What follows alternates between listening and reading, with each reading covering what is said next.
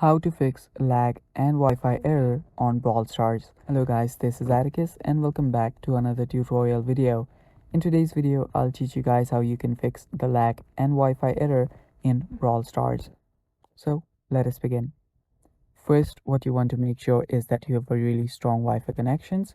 So you can go to your Wi-Fi settings and check if your Wi-Fi is strong. Now, if the Wi-Fi is the problem, you might want to get that fixed. After doing so, what you can do is you can go back and update your Brawl Stars. Now to do that, open up your App Store or Google Play Store and search for Brawl Stars. And if you see an update option available, update it. Now after you do so, if you're still having the lag and Wi-Fi error, go to your settings again. And after you're on your settings, go to General. And after you're on General, scroll down till you see Transfer or Reset iPhone. After you tap on it, tap on reset and reset all of your network settings. After you do so, your problem should get fixed, and that is basically it for this video too. Thanks for watching guys. Stay tuned for more upcoming videos and